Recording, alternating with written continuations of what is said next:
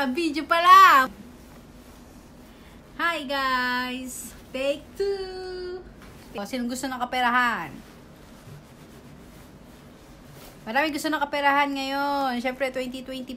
Dapat pasok ang pera. Mamaya tayo kumain. Kain tayo guys, mamaya. So, for now guys, alam niyo na ba yung bagong balita? Mic check. Okay, narinig na ba? Ayun guys, so huwag na tayo magpaligoy-ligoy pa. Huwag na tayo magpaligoy-ligoy pa. So, sino gusto ng kaperahan?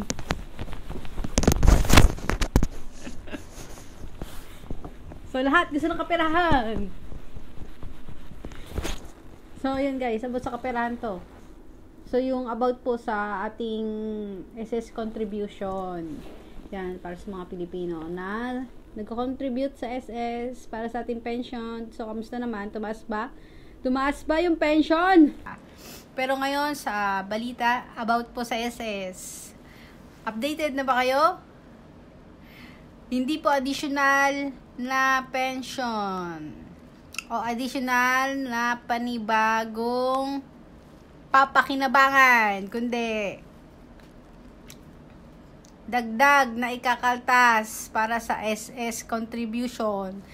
So, ito yung balita. Imbis na dagdag sahod ngayong bungad ng 2025, dagdag bawas sa atin pong iuuwing sahod kasi nga nagtaas na po ang ating SSS contribution. At ito po ay umani ng kritisismo at pagkontra. Ito nga ang pagtataas ng premium contribution po sa SSS, yung Social Security System po natin, na naging epektibo simula po ngayong buwan. So mula 14% naging 15% na ito. At nakikitang maapektuhan nito yung mga manggagawa sa private sector, no? Mga household employer at mga domestic worker, yung mga kasambahay natin, ano? Mga self-employed, yung mga voluntary members, at saka yung mga land-based overseas Filipino workers, yan po maapektuhan. Pero ito, ang nananawagan, si dating Social Security System President at CEO na si Rolando Macasait, nananawagan po siya sa Malacanang. Abay, pwede bang suspendihin niyo muna itong pagtataas sa SSS contribution rates? Maaari niyang ipanukala ito ng Malacanang sa SSS Board. At tiniyak po ni Macasait na hindi gaano makakaapekto sa pondo ng SSS kung pansamantalang ipatitigil muna. Pwede bang suspendihin niyo muna yan, yung pagtataas ng contribution rates? Tinukoy ni Macasait, umabot na po sa mahigit 80 billion pesos ang income ng SSS noong 2023 at nitong 2024 mahigit 100 billion pesos naman ang kinita ng SSS.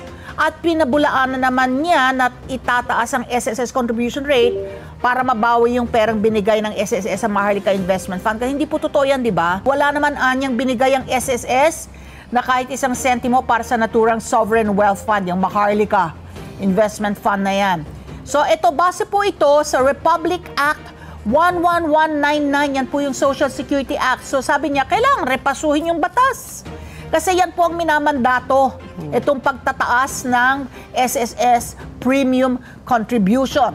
So, from 12% noong 2019, 13% na noong 2021, 14% noong 2023, at ngayon ngang 2025, ito ay 15% na.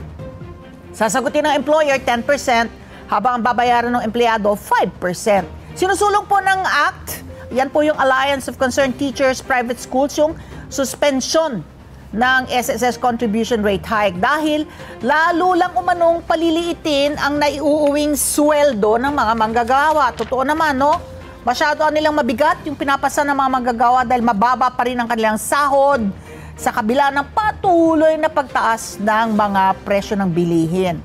Ayon kay ACT Private School Secretary General Jonathan Geronimo, hindi katanggap-tanggap na pagbabayarin na naman ang mas mataas na contribution ng mga manggagawa habang, ito na, binibigyan ng mas mataas na confidential funds ang Office of the President at iba pang mga ahensya ng pamahalaan. At binatikos din ng grupo ang kabiguan ng SSS na tuluyang ipatupad yung pagtataas sa pensyon. Eto, gusto tataas yung ating premium contribution, pero yung pagtataas sa pensyon noong 2016 na magbibigay sana ng karagdagang 1,000 pesos sa mga pensioner. Ang sa SSS, sa pamamagitan nitong rate increase na ito, makapagbibigay ang SSS ng mas magandang mga benepisyo at mas pangmatagalang seguridad sa pinansyal para sa mga miyembro nito. Ano na, Pilipinas? Ano na ang nangyari?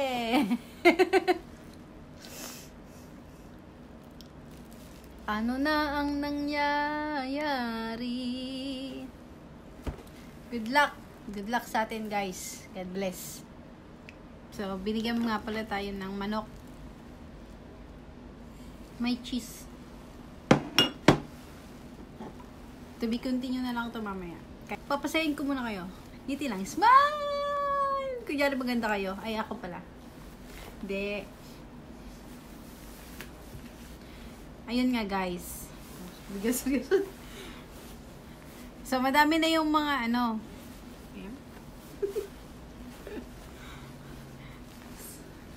So,